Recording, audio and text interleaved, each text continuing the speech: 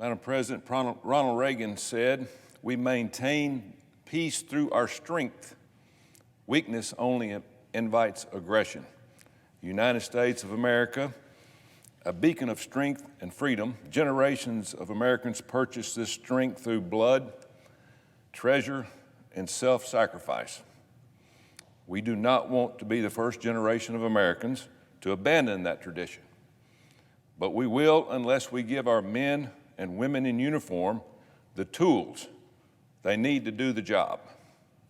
The President's proposed budget does not deliver for our military.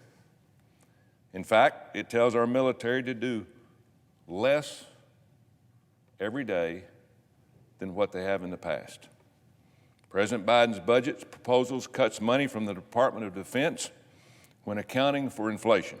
I've said before that this budget is disappointing, dangerous, and a disservice to our men and women in uniform.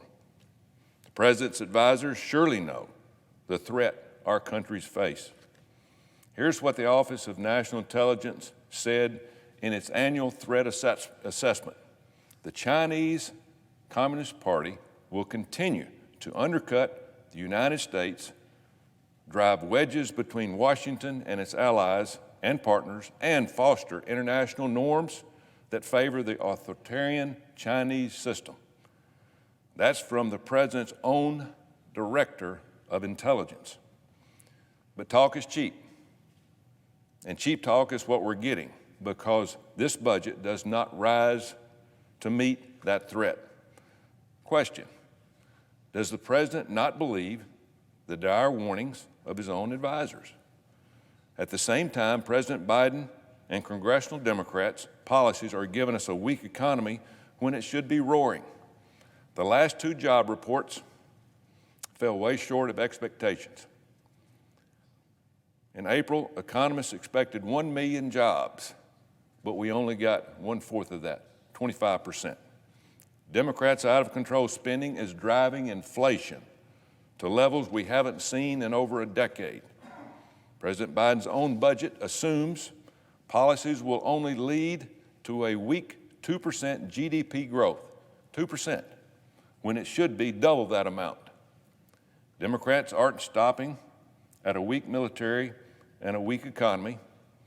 They put forth thinly veiled attempts to strip our country of what makes it so great. They want to undo our very system of federalism and local control by eliminating states' right-to-work laws through the PRO Act. They want a Washington takeover of every state's election laws through S1, or as I like to call it, the Corrupt Politicians Act. But worst of all is teaching our kids to hate our country. The Biden administration has embraced the divisive curriculum of critical race theory to rewrite history and paint the United States as a villain. Question: how can we expect the Biden administration to defend America's ideals abroad if the President won't even defend them at home? This isn't building back better. Teddy Roosevelt, another successful Republican president, always said, "Speak softly and carry a big stick." President Biden is certainly speaking softly, all right, but he's whittling away our big stick down to a twig. We're already seeing the results. Weakness invites aggression. President Biden and his aides seem to believe that a return to the appeasement policies of the Obama administration and a rejection of President Trump's policies of strength are the best way to ensure peace. That's going to be tough for them and for the American people. We're already seeing how these policies do not work. Take Palestine, for example. Just 2 months ago, President Biden decided to send hundreds of millions of dollars in aid to the Palestinians. And I asked, for what reason?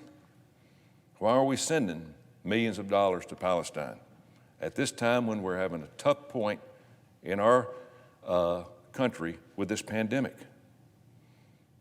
They just took American dollars and turned around and rained terror on our #1 ally. in the Middle East with thousands of rockets aimed at Israel civilians. It triggered the worst fighting between Israel and Hamas since 2014. The president's policy and millions of taxpayer dollars were wasted. They did nothing but arm Hamas. The president's policies did not work. President Biden made no secret that he wanted to bring back the failed Iran nuclear deal that was the pride of President Obama's second term.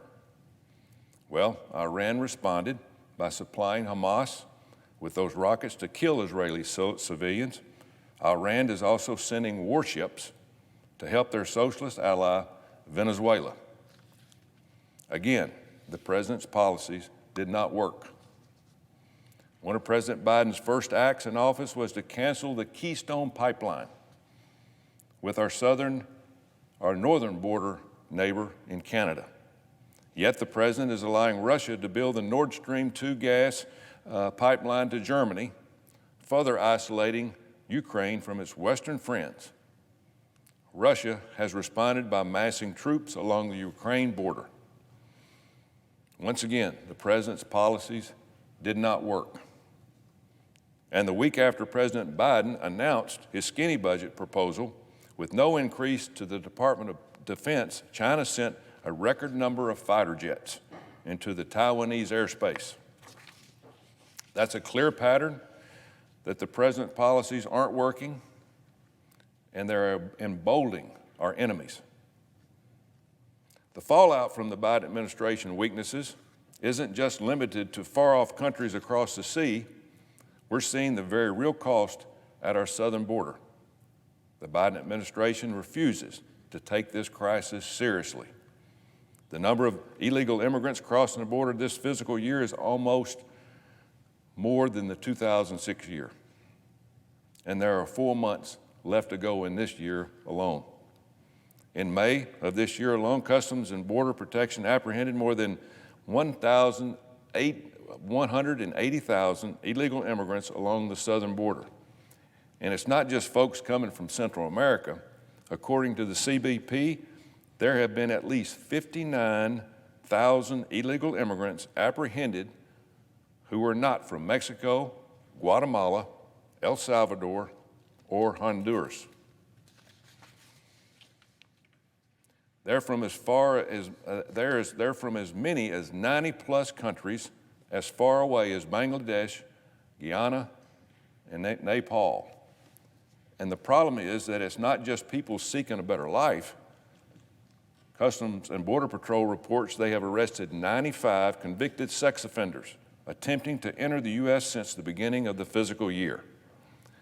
And those are just the ones that are being caught. Biden 2 months ago said, "What's wrong with 2 million illegal immigrants?" So what the Biden administration is doing is they're not stemming the tide. President Biden threw his hands up and put Vice President Harris in charge.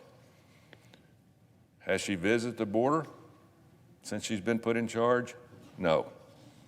She thinks her words, quote, "don't come," are enough to stop the flood of illegal immigrants. Well, they're not. Her words are too late and too little. I remember how then candidates Biden and Harris pushed back against President Trump for wanting to secure the border, for wanting to enforce our immigration laws as written. And folks across the globe were listening. They heard the rhetoric, they packed their bags, and they made the dangerous journey. They took then candidates Biden and Harris at their word. It's why so many illegal immigrants wear T-shirts saying, "Biden, let us in." Why would they listen to her saying, "Don't come now"? But here's what really got me. When asked why she hasn't gone to the border to see the crisis for herself, Vice President Harris laughed and said, quote, "I haven't been to Europe either. I couldn't believe what I was hearing. We need leadership, not a tourist." Well, Madam Vice President, I've been to the border, and I've seen how dangerous it is for these people coming here. I've actually listened to our Border Patrol agents who talk about how the cartels really run things and how they have total control of the United States southern border. I've seen how many drugs are pouring across the border because our law enforcement are too busy processing illegal immigrants instead of catching the bad guys. But I sat beside a teenager leaving McAllen, Texas, on the flight to Houston. She had her new 3 or 4 month old baby. She was being sent on a plane by the Biden administration to Houston and then on the way to Denver, not knowing what she was to expect when she got there. It's not easy to see. It certainly wasn't for me, but that price of being in a position of power, to be able to do something about the problems facing people and our country, the Vice President needs to see the human cost of the policies she and the President are supporting. Ladies and gentlemen, peace is only possible when the United States is strong. That means a strong military, a strong economy, a strong educational system, and strong border. Unless we reverse our course soon, it will be too late to stop the violence and aggression President Biden's weakness has invited across the globe and here at home. Madam President, I yield the floor. Notice the absence of a quorum. Clerk will call the roll. Ms. Baldwin.